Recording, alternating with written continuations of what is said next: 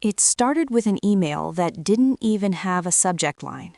Just a single PDF attachment and one crazy sentence. It said, "I think we're married to the same guy, and he's bankrupting us both." I was just standing in my kitchen, drinking green tea, listening to my husband Julian run the shower upstairs. Everything looked like this perfectly curated ad for domestic bliss. But as I read those words, my whole reality just quietly cracked right down the middle. My heart did this slow, heavy thud against my ribs. You know that gut feeling women get? Well, my alarm wasn't just ringing, it was this cold, absolute certainty settling into my bones. I tapped the file. It was a marriage certificate from Washington State, dated 3 years ago. The groom was Julian, my husband, and right below it was a photo of him and this girl, Maya, laughing on a couch. He had his arm wrapped super tight around her. But it wasn't his smile that knocked the wind out of me. It was his wrist. Right there, resting on her shoulder, was the vintage Patek Philippe watch I bought him for our 5th anniversary. He told me it was in Switzerland getting repaired. I didn't scream. I didn't run upstairs and throw open the bathroom door. Instead, this weird, crystalline calm just washed over me. It's the calm you get when you realize you're no longer a wife. You're a target. I saved the files, deleted the email, and turned off the kettle. 15 minutes later, Julian comes downstairs in his crisp navy suit, smelling like expensive cedar wood. He kisses the top of my head and sighs happily. Tells me he's got a brutal week of consulting meetings in Seattle. Says he hates leaving me alone, but he's doing it all for our future. I looked up into the eyes I'd stared into for nearly a decade, and I smiled. I told him I loved him and to have a safe flight. I literally watched him grab the leather briefcase I bought him and walk right out the front door. He had no idea I knew everything. The second I heard his car pull out of the driveway, the mask dropped. The silence of the house just pressed in on me, heavy and suffocating. I fell to my knees on the kitchen floor and finally let the shock take over. He had another wife, a whole other life. I dragged myself off the floor and splashed cold water on my face. I looked in the mirror. My eyes were red, my hands were shaking, but underneath all that devastation, this hot little ember of rage started glowing. Julian mistook my love for stupidity. Big mistake. I walked into his home office. It was this masculine sanctuary of mahogany and leather. He always kept it impeccably clean, but I knew exactly what he was hiding in there. I knew he had a safe hidden behind the bookshelf. I even knew the combination, though I'd never had a reason to open it. I spun the dial. My birth year, his birth year, our anniversary. The heavy steel door clicked open. Inside were our passports and some emergency cash. But that wasn't what I was looking for. I reached for a thick stack of manila folders tucked in the back. I pulled the folders out and laid them on his desk. What I found in those next 3 hours was a masterclass in financial sociopathy. There were bank statements from institutions I had never even heard of. Deeds to 2 cars, both registered in Washington State. The most damning piece of evidence was a corporate registration document. It was for a limited liability company based in Delaware. The company was named Vanguard Solutions, LLC. I recognized the acronym immediately. It was his mother's maiden name. I opened my laptop and logged in to my own business accounts.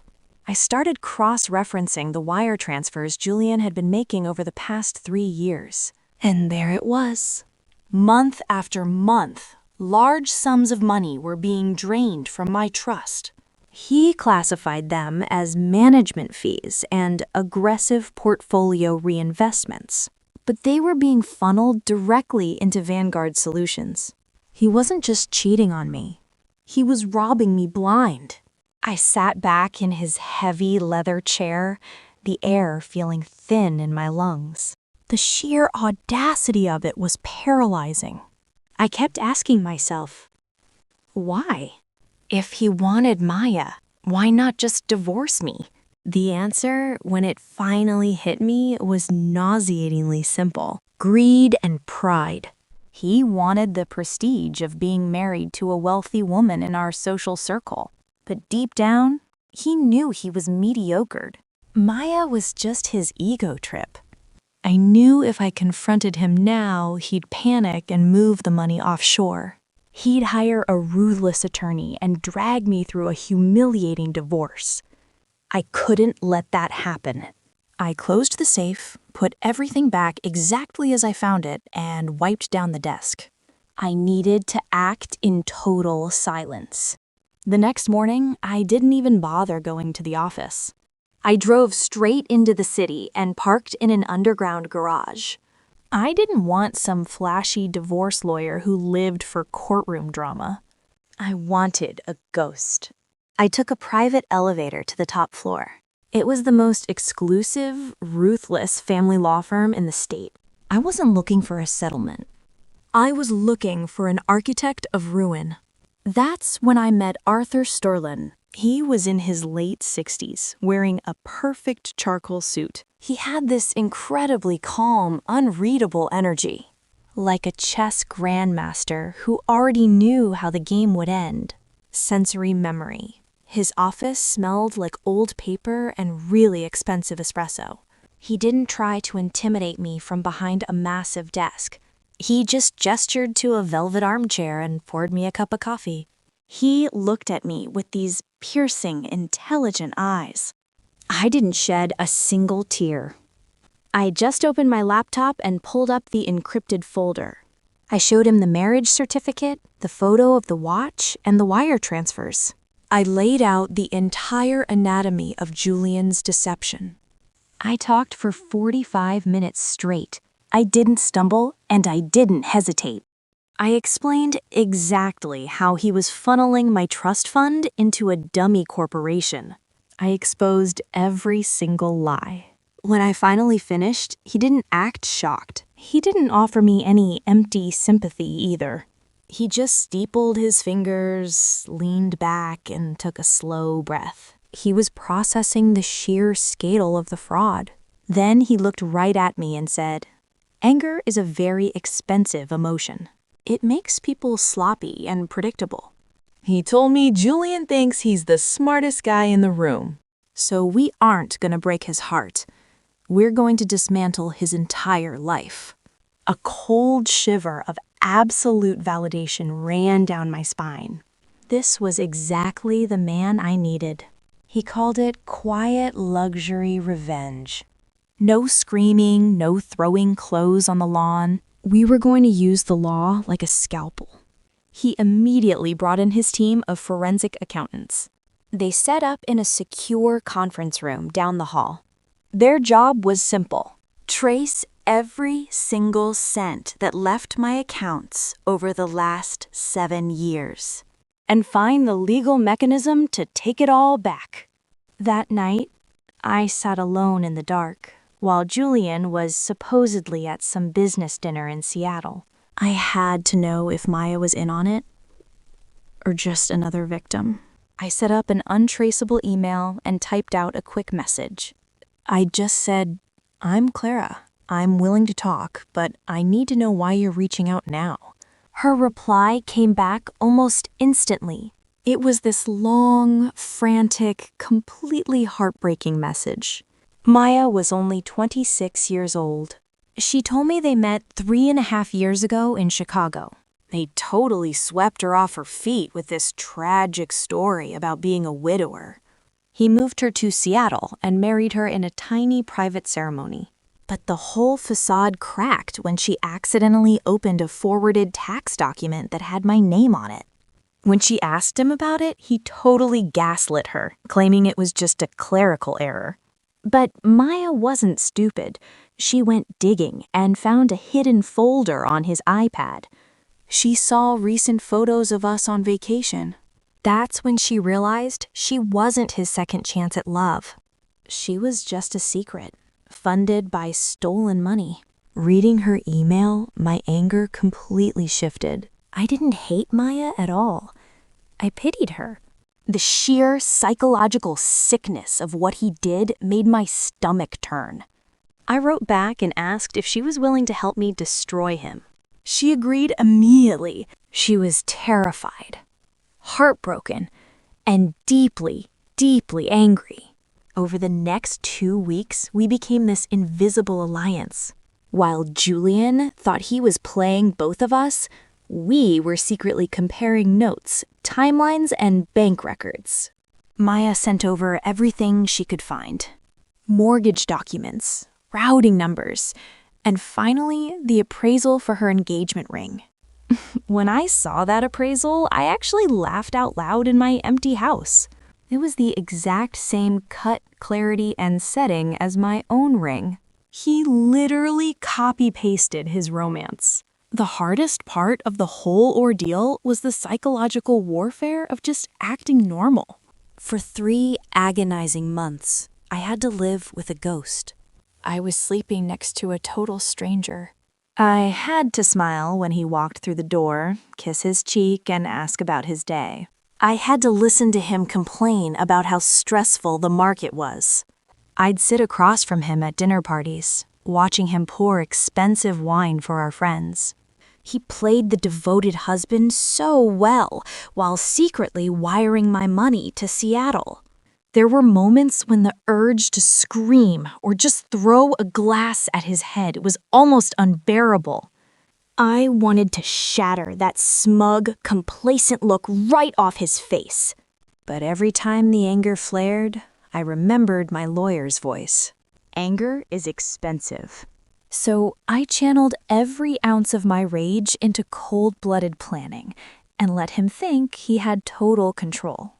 Meanwhile, Mr. Sterling and his forensic team were quietly building an ironclad case. They were tracing every single cent that had left my accounts over the past 7 years. They discovered Julian had committed multiple counts of wire fraud. By funneling money across state lines into a dummy corporation, he crossed from a messy civil dispute into severe federal crime territory. But the final nail in his coffin was the Seattle house. He had forged my signature to take out a massive line of credit on my childhood home. That changed everything. Sterling laid out exactly how Julian screwed himself. Since the seed money came from my protected trust, it was untouchable. And by forging my name on that mortgage, he committed fraudulent conveyance. He basically voided his own right to our shared assets. We weren't just filing for divorce anymore. We had grounds for a full-blown civil asset forfeiture. We could legally freeze every single account tied to his name. We'd seize the properties and leave him with absolutely nothing, all before he even knew he was being sued. But we had to time it perfectly. We needed to strike when his cash flow was at its absolute highest. If we moved too soon, he might panic and hide the money. He could easily stash it in offshore crypto wallets or safety deposit boxes if we gave him a head start. The perfect opportunity dropped right into our laps in late October. Julian came home bragging about a massive corporate restructuring at his firm. He said he needed to liquidate some of our joint portfolios for a fleeting market opportunity. He was moving nearly $2 million into a temporary holding account. He spun it as this brilliant financial move that would set us up for early retirement. I played the part of the adoring, clueless wife flawlessly. I smiled, told him he was an absolute genius, and signed the authorization forms. I handed him the keys to his own destruction. The second he walked out the door, The mask came off. I sat there in the quiet, just letting the reality of it wash over me. Then I picked up my phone and called Sterling. The trap was officially set. What happened next was a masterpiece of legal destruction. Sterling filed an emergency injunction with the judge who absolutely hated white-collar fraud. We hit them with hundreds of pages of forensic accounting and proof of his double life. The judge signed the orders without a second thought. In 48 hours, an invisible net dropped over Julian's entire life. Ruthless. Restraining orders locked down every single bank account and credit line he had. That $2 million he just liquidated? It was legally intercepted and frozen in an escrow account controlled by my lawyer. We didn't stop at the cash. Because of the fraud, the deed to our house was reverted entirely to my name. And that massive line of credit he took out? Flagged for criminal forgery, locking him out for good. While I was locking down the money, Maya was making her move in Seattle. She packed up all her things and hired movers. She emptied that entire house of everything except Julian's clothes. She was finally walking away from the lie. Before leaving Seattle for good, Maya made sure to sever every tie. She closed the local bank accounts and changed the locks on the front door. She was completely erasing his access to her life. Her final act of defiance was left right on the kitchen counter. She took off the diamond engagement ring and placed it deliberately on top of a printed copy of my marriage certificate. The climax of the story didn't happen in a screaming match in our living room. It happened on a Tuesday afternoon in the quiet, mahogany-paneled conference room of Mr. Sterling's law firm.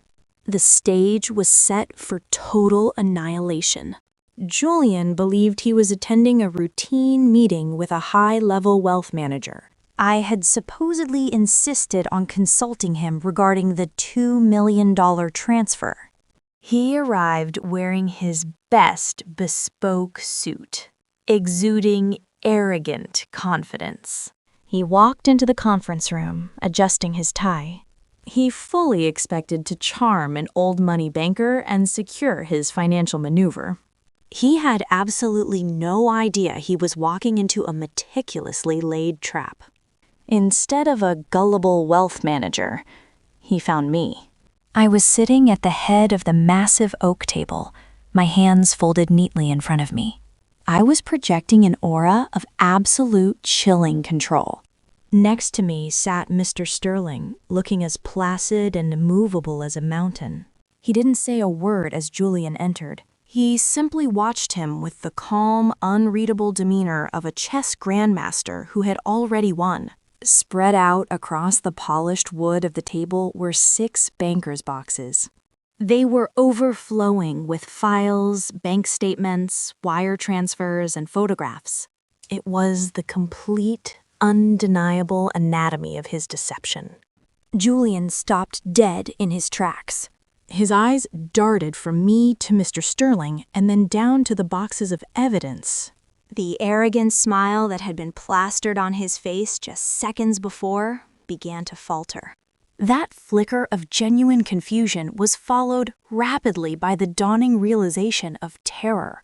The color drained from his face as the weight of the situation crashed down on him. His meticulously crafted illusion was completely shattered. I broke the silence first. My voice was perfectly steady, completely devoid of any emotion. I just looked at him and said, "Hello, Julian. Please, have a seat." He didn't move an inch. He just stared at me, looking like he'd seen a ghost. His face just completely went white, totally colorless. He started stammering, asking what I was doing there, and he wanted to know who the man next to me was. I introduced Arthur Sterling. I told him Arthur was my attorney. I didn't blink. I didn't raise my voice. I just calmly explained that we were there to discuss the restructuring of his assets. His jaw tightened up immediately. He let out this hollow, unnatural laugh, trying to play it off. He actually called me darling. He took a step toward me, reaching out his hand like nothing was wrong. He told me we should just go home and talk about it. That's when Mr. Sterling cleared his throat. It was a very quiet sound, but in that room, it carried the heavy, absolute weight of a judge's gavel. He didn't yell or threaten him. He just looked at Julian and suggested he sit down. That was the moment the charming husband act finally cracked. Julian dropped his hand and his whole posture got defensive. He realized he couldn't smile his way out of this. He snapped that he wasn't sitting anywhere until someone told him what the hell was going on. Mr. Sterling didn't even give him the satisfaction of looking up. He just slowly opened a leather-bound folder that was resting on the table. He didn't argue. He didn't explain. He simply began to read. He listed Vanguard Solutions. He read off the 84 unauthorized wire transfers. He detailed the $1.4 million stolen from my trust. He brought up the forged home equity line of credit. And, finally, the second marriage certificate. So, dropping the hammer, bigamy. Every word Mr. Sterling spoke landed like a physical blow. I watched Julian's body language completely collapse. His broad shoulders slumped, and his arrogant confidence dissolved. He suddenly looked so small, pathetic, and utterly terrified. He stared at me with wide eyes, barely breathing. He whispered my name, begging to explain. He actually claimed he was under pressure. He told me he was just trying to protect me. I leaned forward, resting my elbows on the heavy oak table. Protect me? You used my father's money to buy a duplicate life because you were too mediocre to build one yourself. I didn't raise my voice, but I made sure every word cut deep. You bought Maya the exact same ring you bought me? You didn't even have the imagination to be an original parasite. His face flushed a dark, ugly red with a mix of shame and sudden, explosive anger. He slammed his hand down hard on the table. You went through my things. You invaded my privacy. Half of that money is mine, Clara. He was completely losing control, his voice echoing off the mahogany walls. We are married. You cannot do this. Say, I will hire my own lawyers. I will drag you through court. I will take this house.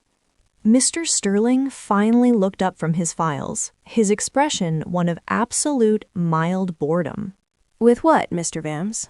Julian glared at him, his jaw tight. With the $2 million currently sitting in our joint holding account, without saying a word, Mr. Sterling reached into his leather folder and pulled out a single sheet of paper.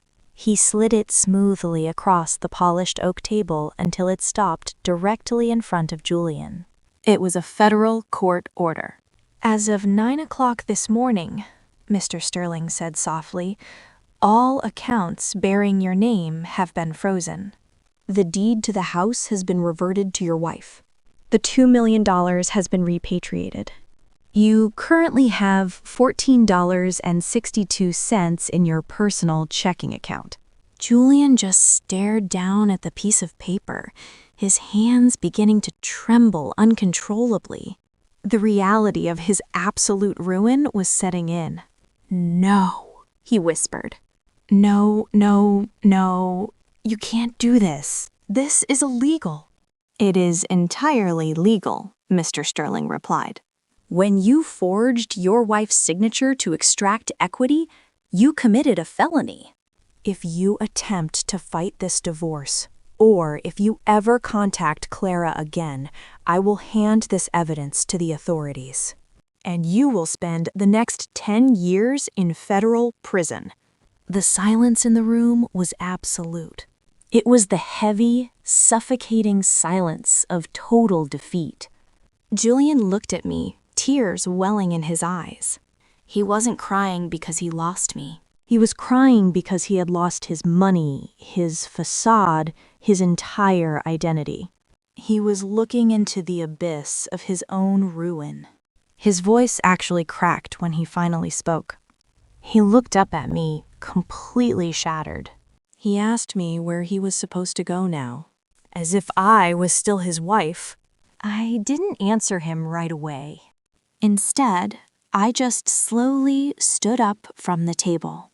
I took my time, smoothing out the skirt of my dress. I wanted him to see how little his panic affected me. I looked down at the man I had married, the person who stole 7 years of my life, the man who smiled in my face every single day, while secretly draining my future. I thought I'd feel some kind of triumph in that moment. But as I stared at him, I felt absolutely no pity. I didn't even feel angry anymore. I just felt this profound, cleansing emptiness wash over me. I finally broke the silence, keeping my voice perfectly quiet. I looked him dead in the eye with a suggestion. I told him he could always go to Seattle, since that was the life he wanted so badly. I made sure to let him know what was waiting for him. I told him Maya had already packed up his things. She didn't even bother with boxes. She left his clothes in garbage bags on the front porch. He looked so pathetic, just absorbing every word. I leaned in just a little bit closer. I told him I wouldn't bother trying the key because Maya had already changed the locks. I didn't wait for him to respond. There was literally nothing left for him to say. I just turned my back and started walking, leaving that entire chapter of my life behind me. I left him sitting there at that massive oak table, completely paralyzed, surrounded by all those boxes of evidence. He spent years building this elaborate house of cards, and now he was sitting right in the middle of the ruins. As the door closed behind me, Mr. Sterling didn't move. He just sat there, watching Julian fall apart. He didn't gloat, and he didn't offer any sympathy. He was just the silent architect of the whole thing. The fallout was fast and absolutely brutal. Julian didn't even try to fight the divorce. He knew he didn't have a dime to his name to pay for a lawyer. And his career? Gone in a flash. The second his firm heard the words federal fraud, they cut him loose. Maya didn't waste a single second either. She filed for an annulment based on fraud, wiping their whole marriage off the map. Julian actually tried calling her, begging for another chance. But she'd already changed her number and moved on. Without my money, Julian's fake life just evaporated. He ended up in this tiny, depressing studio apartment way out in the Chicago suburbs. No more country clubs, no more fancy dinners, no more pretending to be a big shot. He was totally shut out of the world he used to brag about. He had to take some boring, mid-level admin job just to pay the rent. Just sitting in a gray cubicle under awful fluorescent lights, pushing paper all day. The charming, arrogant guy I married was completely gone. He basically became a ghost in his own life. As for me, I kept the house. I got every single penny of my money back. Standing in my kitchen now, it doesn't feel like some fake, perfect advertisement anymore. It just feels like mine. A quiet, safe place that I fought for and won. The legal stuff was easy compared to the emotional fallout. I spent the next year in intensive therapy, just trying to untangle it all. I really had to learn how to forgive myself for trusting a guy who was wearing a mask. I had to realize that having a trusting heart isn't a weakness.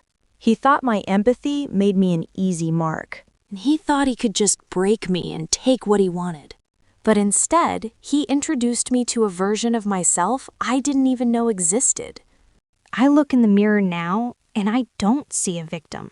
I see a woman made of iron. Maya and I actually still check in on each other. Just once a year, on the exact anniversary of that first email she sent me. We don't sit around talking about Julian or dwelling on the past. We just make sure the other is doing okay.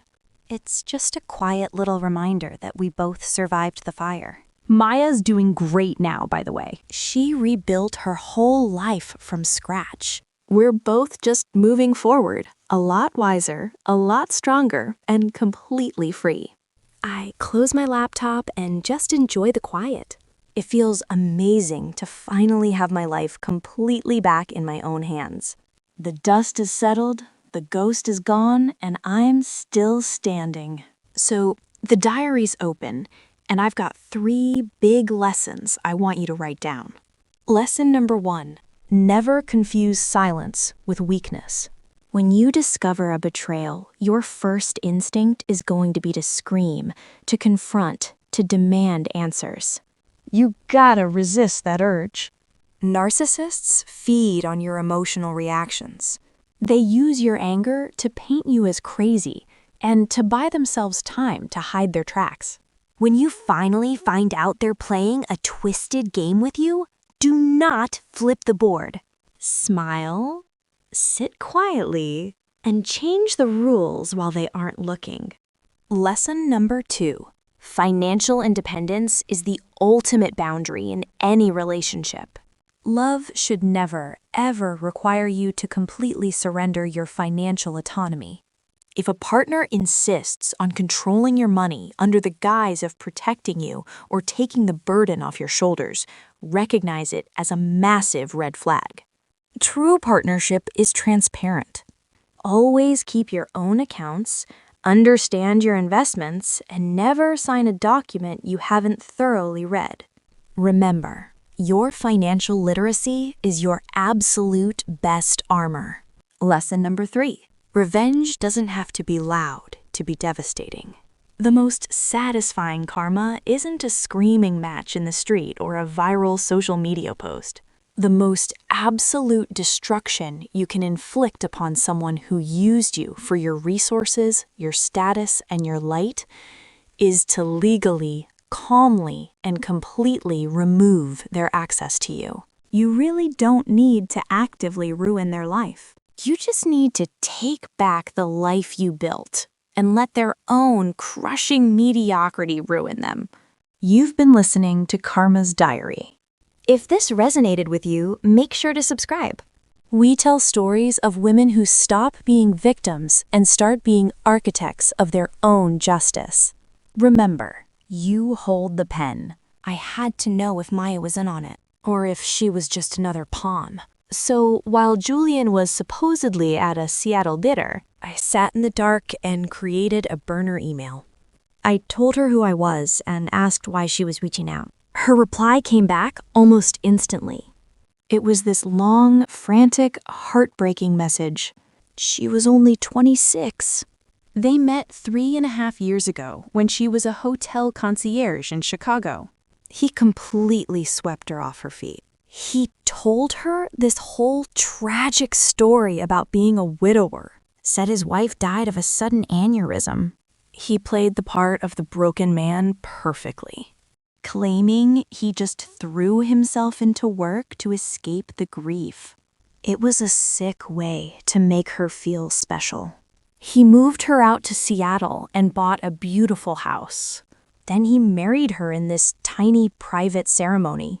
He told her a big wedding would just trigger his trauma, and she believed him. She thought she was building a life with a self-made man, but recently, the whole facade started to crack.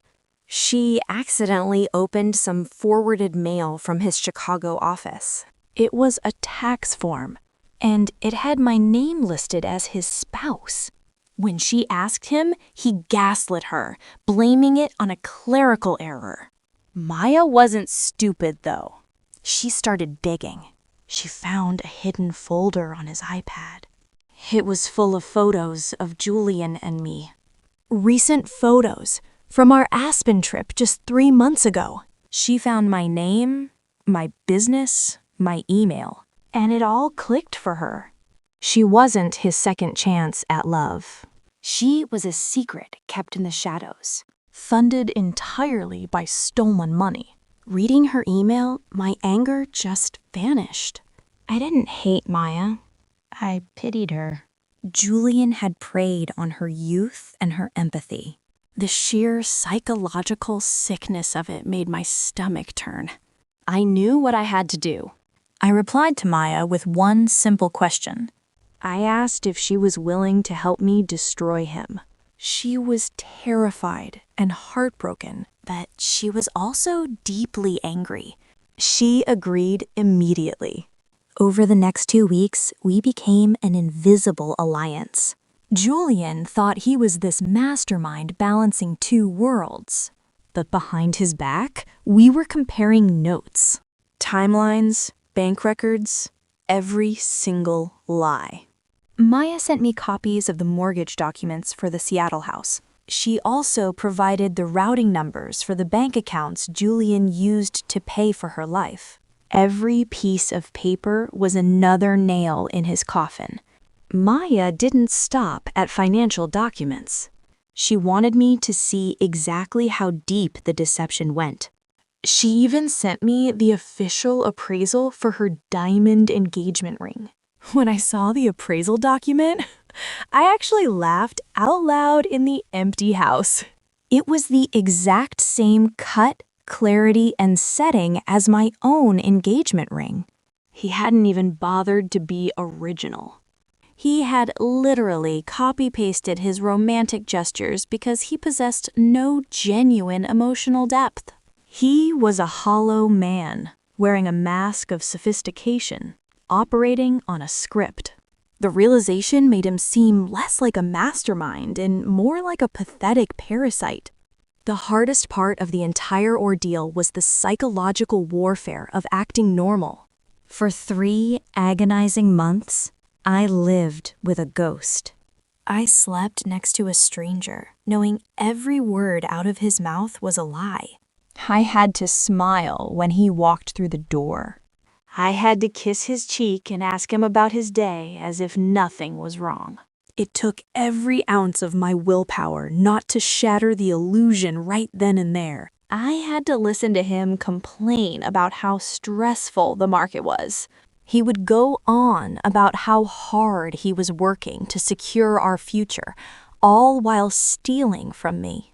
I nodded and played the supportive wife, feigning exhaustion from my own business. I had to sit across from him at dinner parties, watching him pour expensive wine for our friends. He played the role of the devoted, adoring husband perfectly. Everyone thought we were the picture of success and happiness. I watched him perform, knowing the truth behind his charming smile. Earlier that very day, he had wired $5,000 of my money to a landscaping company in Seattle. He was funding his secret life right under my nose. There were moments when the urge to scream, to throw a glass at his head, to shatter this smug, complacent look on his face was almost unbearable. But every time the anger flared, I remembered Mr. Sterling's voice. Anger is expensive, but strategy is profitable.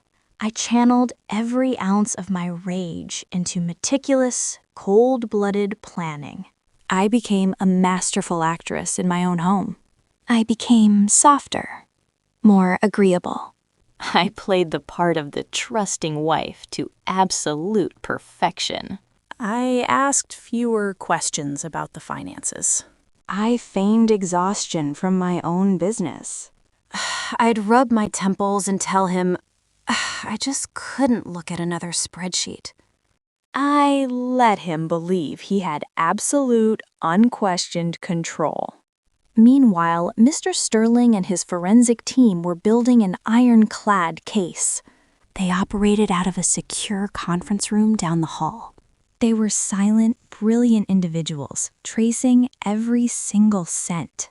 They discovered that Julian had committed multiple counts of wire fraud. He had funneled the money across state lines into a dummy corporation. He used forged signatures on trust disbursement forms to make it happen. By doing this, he had crossed a massive legal line. This was no longer just a messy civil dispute over marital assets. He had stepped firmly into severe federal crime territory. Furthermore, they uncovered the truth about the Seattle house. The home that Maya believed they owned outright was a complete lie. It was actually heavily mortgaged against our primary residence. Julian had forged my signature to take out a massive home equity line of credit. He used the house I had inherited from my father as collateral. He had risked my family home to fund his secret life. That forged signature was the final nail in his coffin. It was the piece of evidence that changed everything. The moment Mr. Sterling uncovered the forged HELOC documents, the game was over. Our strategy immediately shifted. We were no longer just looking at asset recovery or a favorable divorce settlement. The plan shifted from recovery to total, absolute annihilation. Mr. Sterling explained the legal reality of what Julian had done. Because of the forgery and the protected trust, Julian had voided any legal claim to our shared assets. We had grounds for a civil asset forfeiture. We could leave him with absolutely nothing. But we had to time this perfectly. We needed to strike when his liquidity was at its absolute highest.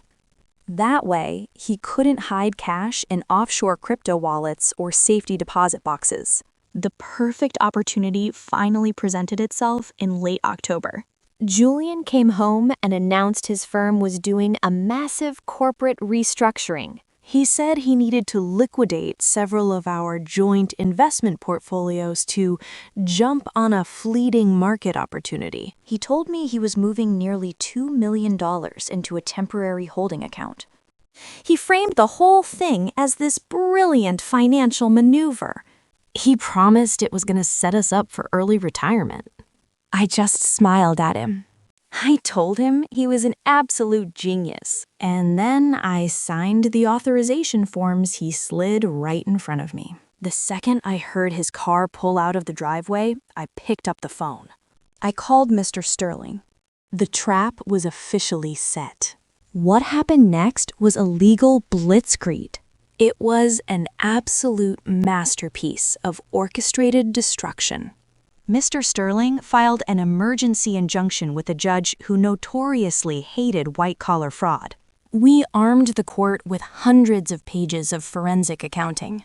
We had the forged signatures and absolute proof of his dual identity. The judge took one look and signed the orders without a second of hesitation. In a matter of 48 hours, an invisible net dropped over Julian's entire existence. Temporary restraining orders hit every single bank account. Every investment portfolio and credit line attached to his Social Security number was frozen solid. That $2 million he had just liquidated? It was legally intercepted mid-transfer. It got frozen in a protected escrow account, completely under Mr. Sterling's control. Because of the fraud, the deed to our house was secured entirely in my name. The home equity line was flagged for criminal forgery. He was completely locked out of any further withdrawals. He had absolutely nothing left. Meanwhile, out in Seattle, Maya was executing her part of the plan. She packed up all her belongings, hired movers, and completely emptied the house. The only things she left behind were Julian's clothes. Before she finally drove away, she changed the locks on the doors. She left her wedding ring sitting right on the kitchen counter. It was resting perfectly on top of a printed copy of my marriage certificate. The climax of this whole story didn't happen in some screaming match in our living room. It happened on a random Tuesday afternoon. It all went down in the quiet, mahogany-paneled conference room of Mr. Sterling's law firm. Julian thought he was attending a routine meeting with a wealth manager. He showed up in his bespoke suit, oozing arrogant confidence. He really believed he held the world on a string. He walked into the conference room totally ready to charm some banker. But instead of a banker, he found me. I was sitting at the head of that massive oak table, hands folded neatly. Right next to me sat Mr. Sterling, looking immovable as a mountain. And spread out across the table were 6 heavy banker's boxes. They were overflowing with files, bank statements, and photographs. Julian stopped dead in his tracks. His eyes darted from me to Mr. Sterling and down to the boxes. That arrogant smile of his just faltered. You could see the genuine confusion hit him, followed by absolute terror. I looked at him, my voice perfectly steady and devoid of emotion. I said, "Hello, Julian. Please, have a seat." He didn't even move. He just stared at me, the color draining from his face. He finally choked out, "Clara, what are you doing here?" He pointed at Mr. Sterling and asked who he was. I calmly replied, "This is Arthur Sterling. He's my attorney. We're here to discuss the restructuring of your assets." Julian's jaw tightened up. He tried to laugh, but it was this hollow, unnatural sound. He tried to play it off, asking why I brought a lawyer. He took a step toward me and said, "Let's just go home." Mr. Sterling cleared his throat. It was a quiet sound, but it carried the weight of a judge's gavel. He suggested Julian sit down. Julian looked at Mr. Sterling, the veneer of the charming husband finally cracking. He dropped his hand. He refused to sit anywhere until someone told him what the hell was going on. Mr. Sterling slowly opened a leather-bound folder in front of him. He didn't even look at Julian. He simply began to read.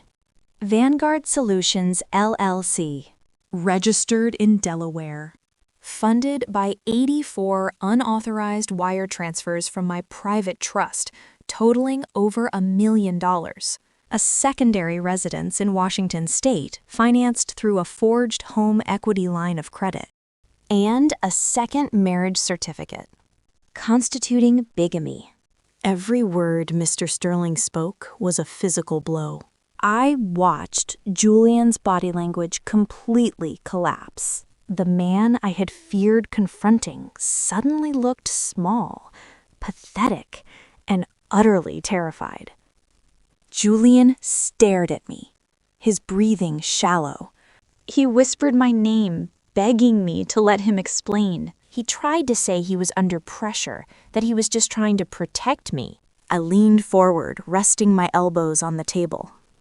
"Protect me? You used my father's money to buy a duplicate life because you were too mediocre to build one yourself. You didn't even have the imagination to be an original parasite."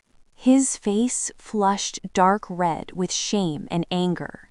He slammed his hand on the table, shouting that I had invaded his privacy. He threatened to hire his own lawyers, drag me through court, and take the house. Mr. Sterling finally looked up, his expression one of mild boredom. "With what, Mr. Vance?" Julian glared at him, arrogantly mentioning the $2 million sitting in our joint account. Mr. Sterling didn't even blink. He pulled a single sheet of paper from his folder and slid it across the oak table. It stopped right in front of Julian. It was a court order. Sterling's voice was soft, but it hit like a hammer. He told Julian that as of 9 o'clock, every account tied to his name was frozen. We filed a civil asset forfeiture injunction. He was under federal investigation. The dismantling didn't stop there. Sterling explained that the deed to our house was now solely in my name, and his credit cards were canceled. That $2 million? Safely locked in escrow. He had exactly $14 left. Julian just stared at the paper. The color completely drained from his face and his hands started to shake. He looked like a man stepping off a cliff. He started whispering that we couldn't do this, that it was illegal. Sterling corrected him without missing a beat. Forging my signature on a federal document was a felony. He laid out the terms. If Julian fought the divorce or contacted me again, he was going to federal prison for 10 years. The silence in that room was absolute. It was heavy and completely final. Julian looked at me, and tears actually started welling up in his eyes. But he wasn't crying over me. He was crying because he lost his entire identity. He was completely stripped bare. The arrogant man I married was gone, replaced by a terrified shell. His voice cracked as he begged me. He asked me where he was supposed to go and what he was supposed to do. I stood up slowly, taking my time to smooth the skirt of my dress. I looked down at the man who had stolen 7 years of my life. I expected to feel angry, but I felt nothing, just a cleansing emptiness. I looked at him, completely detached, and gave him his answer. I told him he could go to Seattle. Maya had left his clothes in garbage bags on the porch. I told him not to bother trying his key. She changed the locks. I didn't wait for a response. I just turned around and walked out the door. I left him sitting right there, completely paralyzed in the ruins of his own making. Mr. Sterling stayed behind, silently watching him. It was over. The aftermath of the confrontation was swift and merciless. Julian didn't even try to fight the divorce. He couldn't afford to. Without my money, his entire facade crumbled, and his firm fired him immediately. He tried reaching out to Maya, begging her for a second chance. But she had already filed for an annulment based on fraud. She completely erased their marriage from legal existence, leaving him with absolutely nothing.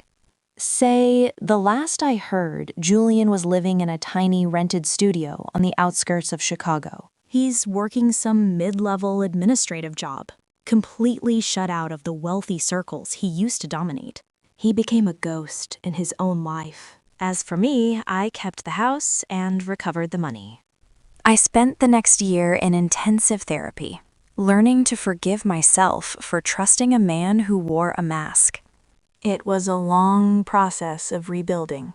I realized my ability to trust wasn't a weakness. It was a beautiful part of my humanity that a broken man tried to exploit. He tried to break me, but instead he introduced me to a version of myself I never knew existed. A woman of iron, strategy, and unyielding self-respect. Maya and I check in on each other once a year, on the anniversary of that email. We don't dwell on the past. We just acknowledged that we survived the fire. We're both moving forward, wiser, stronger, and completely free. The diary is open, and here are 3 lessons I want you to write down. Lesson 1.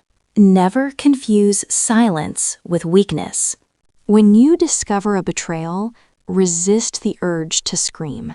Smile, sit quietly, and change the rules while they aren't looking. Lesson 2. Financial independence is the ultimate boundary. Love should never require you to surrender your financial autonomy.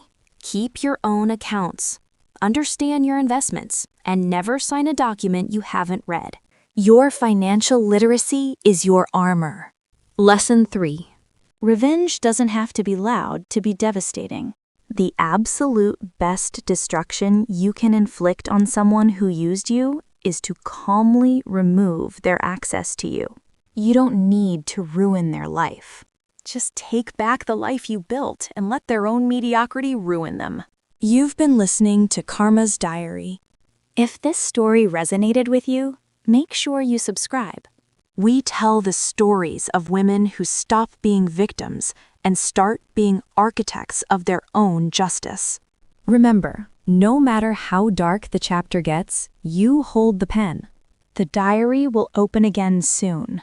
You've been listening to Karma's Diary. If Clara's story resonated with you today, If you've ever felt the quiet, undeniable power of walking away with your dignity completely intact and your assets firmly secured, then you know exactly why we do this. We're here to tell the real stories of women who refuse to just play the victim. We highlight the women who step back, look at the board, and decide to become the architects of their own justice. It's about strategy, not just raw emotion. Julian thought he held all the cards because he was playing a game Clara didn't even know she was in.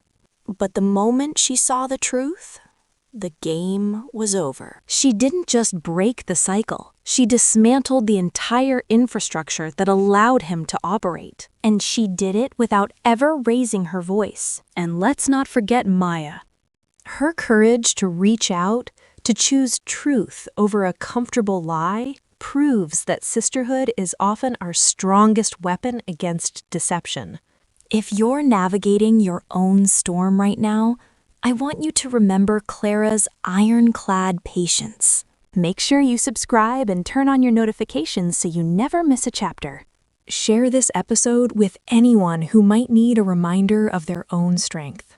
We are building a community of women who know their worth and protect their peace. Because no matter how dark your current chapter might feel, or how deep the betrayal goes, you always have the power to turn the page.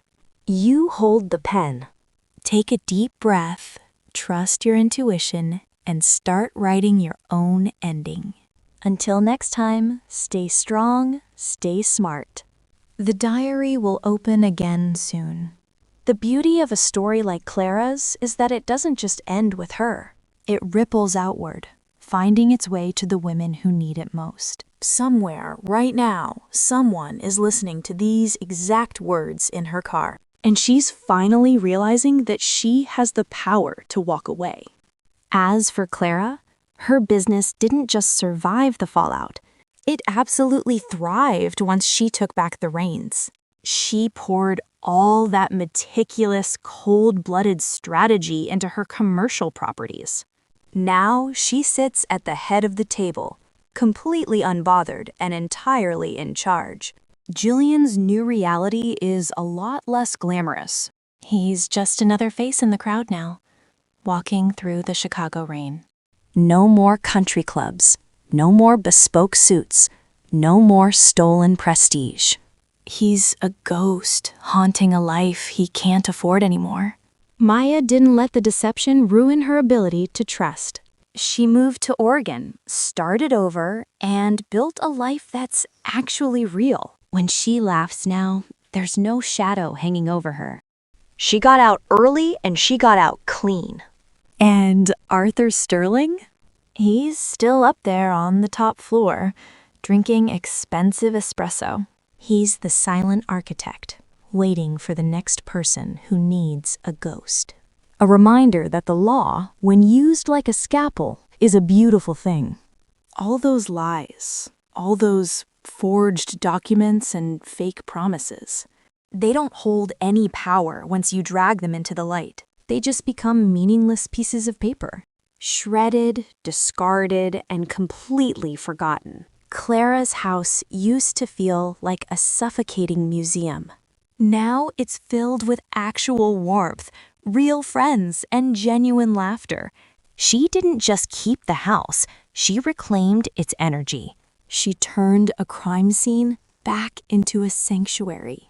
Look at her hands now. No replica diamond ring, no heavy symbols of a fake partnership. Just a steady hand holding a pen, writing her own future. She's the sole author of her life now. And that $30,000 vintage watch? It's probably sitting in a pawn shop display case somewhere. Traded in for a fraction of its worth just to make rent. A cheap ending for a very cheap man. There are so many more stories out there just like this one. Women who are waking up, doing the math, and taking their power back. The mic is always on, and the diary is always waiting. Until next time, stay smart and stay untouchable. You've been listening to Karma's Diary. If Clara's story resonated with you today, if you understand that quiet, undeniable power of walking away with your dignity and your assets completely intact, then make sure you hit that subscribe button. This space is for all of us. We're here to tell the stories of women who absolutely refuse to stay victims. Women who decide to step up and become the architects of their own justice, because nobody else is going to build it for you. So go ahead and turn on your notifications. Share this with someone who might need to hear it right now. And please remember, no matter how incredibly dark or heavy your current chapter gets, you are the one who holds the pen. You get to write the ending. You get to decide what happens next. Never let anyone else take that power away from you. Take a deep breath. Keep your head up and keep moving forward. We'll be right back here before you know it. The diary will open again soon.